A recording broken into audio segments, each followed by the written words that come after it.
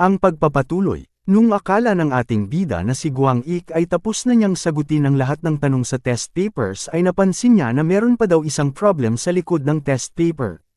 At patanong niyang sinabi sa kanyang pag-iisip na ito daw ay isang written response.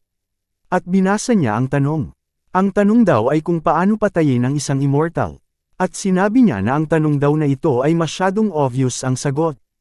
At matapos niyang sagutin ay ipinaalam kaagad niya sa kalbong lalaki na tapos na daw siyang sagutin ang lahat ng tanong at tinanong niya na kung gaano na ba daw katagal ang exam. Nagsalita naman ang kalbong lalaki at sinabi niya na meron pa daw 1 oras ang ating bida. At siya ay napatanong sa kanyang pag-iisip kung sumuko na ba daw ang ating bida. At ipinaalam niya sa lahat na kung sino man daw ang nakatapos na ay maaari nang umalis. At ang kailangan lang daw nilang gawin ay i-flip over ang test papers at umalis. At makikita na nauna nang umalis si Guang Ik. Nagulat naman siya nang sinalubong siya sa labas ng isang babae at sinabi niya na natatandaan daw niya ang babaeng ito. Ito daw ang bob-haired na babae kanina sa may entrance. At tinanong siya ng babae na kung binasa ba daw ng ating bida ang agreement details sa test papers. At ipinaalam nito kay Guang Ik na ito daw ay para sa agreement part. Sabay pakita kay Guang Ik ng agreement. Binasa naman ito ng ating bida at sinabi niya sa kanyang pag-iisip na kung lalabagin daw niya ang agreement ay aarestuhin daw siya ng the old forces, maging immortal man siya o ano pa man. At napamura na lang siya at parang nakakatakot daw ito. At sumang-ayon na siya sa kasunduan. At pagkatapos ay nakangiti naman siyang sinabihan ng babae na good luck. Nakangiti namang tumugon ang ating bida at nagpasalamat sa babae. At siya ay napaisip na kung ito ba daw ay isang sign para magka-girlfriend siya, pero hindi daw niya type ang babaeng ito. Kinagabihan, sa loob ng gusali na kung saan kumuha ang ating bida ng kanyang pagsusulit ay makikita ang kalbong lalaki na napapakamat sa kanyang ulo habang binabasa ang isang test paper na sinagutan ng isa sa mga examinee. At makikita na kay Guang Ik pala ang test paper na ito at hindi siya makapaniwala sa mga sagot ni Guang Ik sa huling katanungan sa likod ng test paper. At ang sinagot ng ating bida sa tanong na kung paano patayin ang isang immortal ay sa pamamagitan daw ng suffocation, freezing, combustions, at pulverization. Ang lahat daw na ito ay mapanganib para sa isang immortal. At ang una ay ang mawalan daw ng malay dahil sa pagsakol. Ikalawa ay ang maging yelo gamit ng liquid nitrogen. At ang pangatlo ay ang pulverization. At imposible daw na gumana ng maayos ang katawan ng isang immortal kung ang buong katawan nito ay masusunog. Ngunit hindi masyado malinaw kung magre-regenerate ba daw ang katawan sa oras na mapulverize dito. At kung susubukan daw mag-isip kung anong klase ng pamamaraan ang pwedeng makapatay sa isang immortal ay hindi daw mauubusan ng sagot.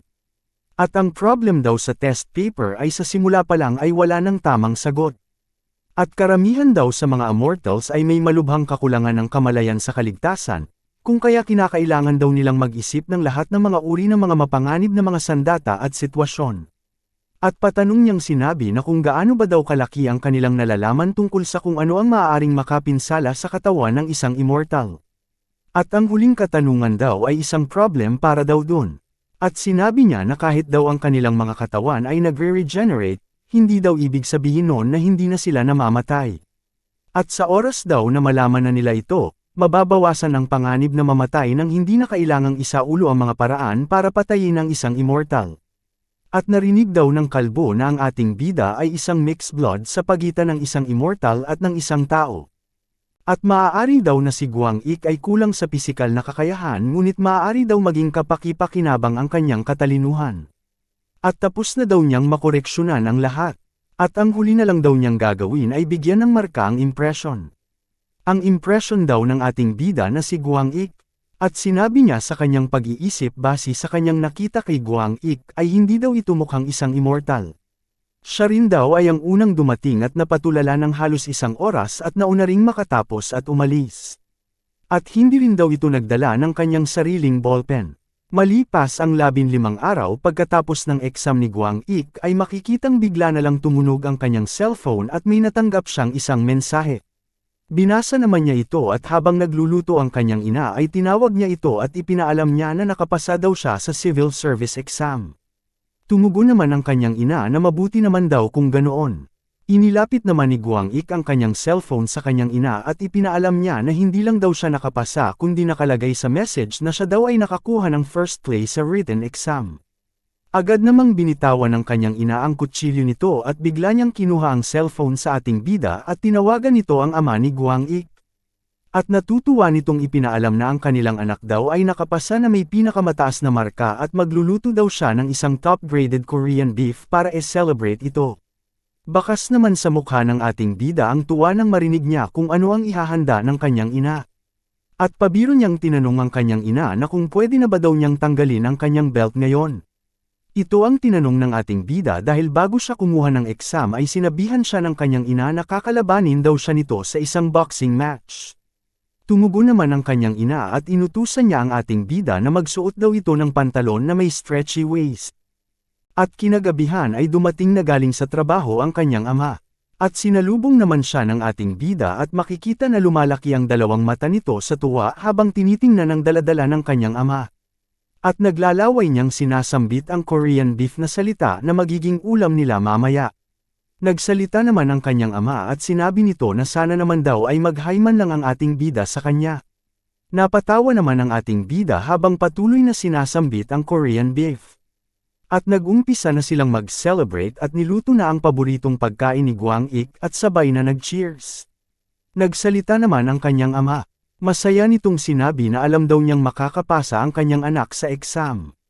Natutuwa namang tumugon ang kanyang ina at sinabi nito na syempre naman daw makakapasa siya dahil anak daw nila ito. Nagsalita naman si Guang Ik at ipinaalam niya sa kanyang magulang na masyado lang daw madali ang mga tanong kaysa sa kanyang inaasahan. At naalala niya ang kanyang guro na isang immortal at sinabi niya sa kanyang pag-iisip na mas bihasa daw ang kanyang guro kaysa daw sa kanyang inaakala. Nagsalita naman ulit ang kanyang ama. Sinabi nito na dahil daw ang result ay lumabas na, ipinaalam niya kay Guang Ik na ang ibig sabihin lang daw nito ay malapit na rin ang interview. At matatapos na daw ang lahat sa oras na matapos ang interview. Tumugon naman ang ating bida at sinabi niya na okay. Habang excited na naghihintay na maluto ang kanyang paboritong pagkain, ang Korean beef. Tinanong naman ng kanyang ina na si Sula ang asawa nitong si Yeno na kung sa anong departamento ba daw papasok si Guang Ik. Sumagot naman si Yeno at sinabi niya na posible daw na magsisimula ang ating bida sa isang subordinate public enterprise sa ilalim ng the Ministry of the Public Administration and Security. Ngunit hindi pa daw siya sigurado sa mga detalye tungkol dito. At habang kumakain ang ating bida ay tahimik niya lang pinakikinggan ang pag-uusap ng kanyang mga magulang. At siya ay nagsalita sa kanyang pag-iisip. Habang tinitingnan niya ang kanyang ama ay sinabi niya na napaniwala daw nito ang kanyang ina sa karaniwang pag-uugali ng kanyang ama. Ngunit sa mata daw niya, mukha lang daw yatang iniiwasan ng kanyang ama ang mga tanong ng kanyang ina. At napatanong ang ating bida na kung bakit daw o para saan daw ang pagpili ng gobyerno at ng old forces sa mga immortal na tulad niya. At ano ba daw uri ng trabaho ang ginagawa ng isang immortal civil servant. At habang patuloy pa rin sa kalalamon at tinitingnan ng kanyang ama ay sinabi niya sa kanyang pag-iisip na ang dami pa daw niyang katanungan ngunit malamang daw na hindi ito sasagutin ng maayos ang mga ito ng kanyang ama. Napansin naman siya ng kanyang ama at tinanong siya nito na kung ano ba daw ang meron. Nagsalita naman ang ating bida at sinabi niya sa kanyang ama na sana daw ay bigyan siya nito ng ilang mga tips para sa interview. Tumugon naman ang kanyang ama at sinabi niya na wala daw siyang alam na kahit na ano. At habang nagbibihis siya ay sinabi niya na makalipas daw ng ilang araw, matapos nilang i-celebrate ang kanyang pagkapasa sa civil service exam at pagkuha ng pinakamataas na marka ay nakatanggap daw siya ng isang text message na ipinapaalam sa kanya ang tungkol sa araw ng kanyang interview. At ito daw ay gaganapin sa parehong gusali kung saan daw siya kumuha ng civil service exam.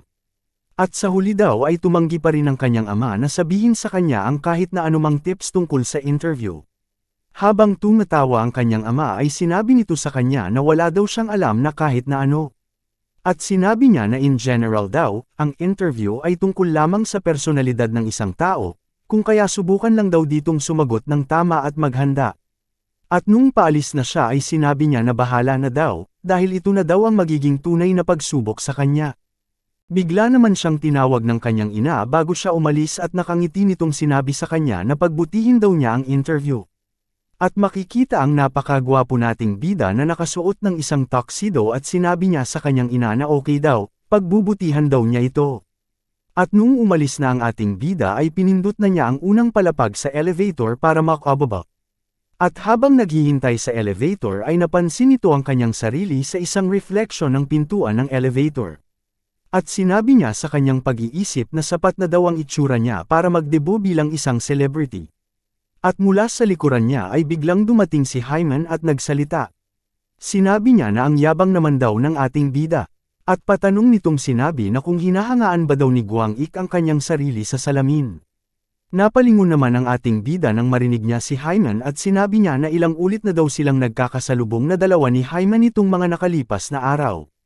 At tinanong niya si Hyman na kung ini-eye-stalk ba daw siya nito. Tumugon naman si Hyman at sinabi niya na paano daw yun nasabi ng ating bida. Dahil napadaan lang daw siya. Sinabihan naman siya ng ating bida na umalis at mag-aral na lang sa halip na lumabas ito dahil lang sa weekend ngayon. At ipinaalala niya muli kay Hyman na siya daw ay isang high school senior pa lang. Tumugon naman si Hyman at sinabi niya kay Guang Ik na lecturer na lang daw siya nito kung maging tutor daw muli ito. Tumugon naman ang ating bida at sinabi niya na busy daw siya sa ngayon. At bago siya umalis ay tinawag naman siya ni Hyman at sinabihan siya nito na bagay daw sa ating bida ang suot nitong tuxedo. Nakangiti namang tumugon si Guang Ik at sinabi niya na alam na daw niya yon. At lumipat ang eksena sa gusali na kung saan kumuha ng civil service exam si Guang Ik. At nung nakapasok na siya sa loob ng gusali ay dumiretso siya sa special employment interview waiting room. At makikita ang ibang mga immortal na nakapasa rin sa civil service exam at naghihintay din sa loob. At nang makita sila ng ating bida ay sinabi nito na ang lahat daw ay ginagawa ang lahat. At siya ay napatanong na kung dapat ba daw nagbasa siya ng marami pang libro tungkol sa pag-interview ng isang malaking korporasyon. At siya ay nagulat nang napansin niya ang isang pamilyar na mukha na nakaupo sa loob at siya ay nagsalita sa kanyang pag-iisip. Sinabi niya na ang tao daw na ito ay ang The Lovely Little Prince na nakaupo malapit sa tabi niya sa testing center. Napansin naman ng lalaki na tinitingnan siya ng ating bida at para bang naiinis ito dahil nakita niya rin si Guang Ik na ibig sabihin lang ay nakapasa rin ito.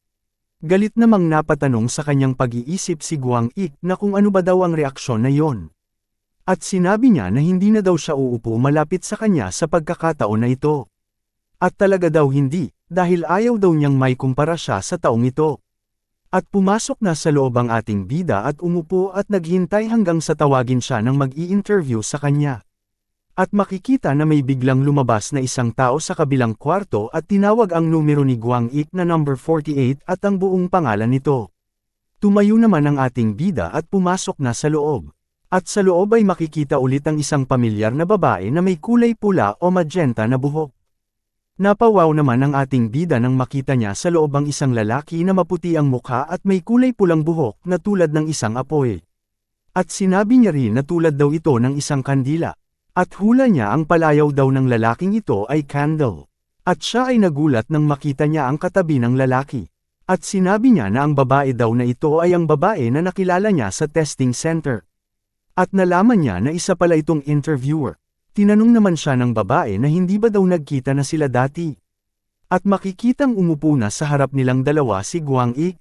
Nagsalita naman ang babae. Patanong nitong sinabi na kung maaari ba daw siyang magtanong na kung ano ba daw ang nag-udyok sa ating bida para mag-apply.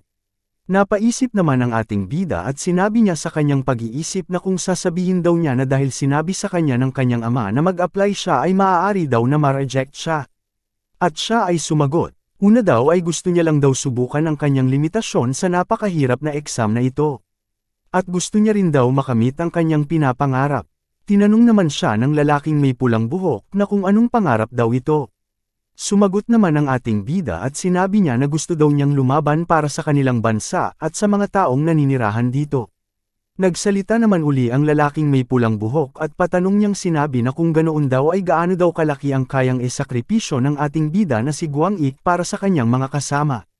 Sumagot naman si Guang Ik at sinabi niya na hindi daw niya alam. At sinabi niya rin na depende daw sa sitwasyon. Tinanong naman siya ulit ng lalaking may pulang buhok na kung ang ibig ba daw sabihin ni Guang Ik ay wala siyang balak magsakripisyo ng kahit na ano. Tumugon naman ang ating bida at sinabi niya na hindi. At sinabi niya na hahanap daw siya ng isang praktikal na solusyon sa halip. Napaisip naman silang dalawa nang marinig nila ang sagot ni Guang Ik at patanong na sinabi ni Guang Ik na kung masyado ba daw yun provocative ang kanyang sagot. At mayroon pa daw napakaraming tanong at tugon pagkatapos nun. Tinanong siya ng babae na kung sino daw ang kanyang uunahin na iligtas kung makita niyang nalulunod ng sabay ang kanyang ina at ang kanyang kasintahan. Sumagot naman ang ating bida at sinabi niya na sa tingin daw niya ay ililigtas daw niya silang dalawa ng sabay. At ipinaalam niya na dahil daw siya ay isang magaling na swimmer kung kaya-kaya niya iyong gawin. Nagsalita naman ang lalaking may pulang buhok. Binigyan naman niya si Guang Ik ng isang sitwasyon na kung isa na lang daw ang balang natitira sa baril nito. Ngunit meron pang dalawang target ang natitira, ano daw ang gagawin nito para mapatay niya silang dalawa? Sumagot naman si Guang Ik at sinabi niya na babarilin daw niya ang isa, pagkatapos ay ibabato niya ang kanyang baril sa natitira pang target. At nang marinig nila ang sagot ni Guang Ik ay inisip naman ng babae ang sagot ni Guang Ik at siya ay napayuko na lang at napahawak sa kanyang ulo. At patanong na sinabi ng ating bida na hindi naman daw siguro ganoon ka-obvious ang mga sagot nito. Anuman, ganun daw ang naging interview niya. At dito na natatapos ang chapter na ito. Salamat.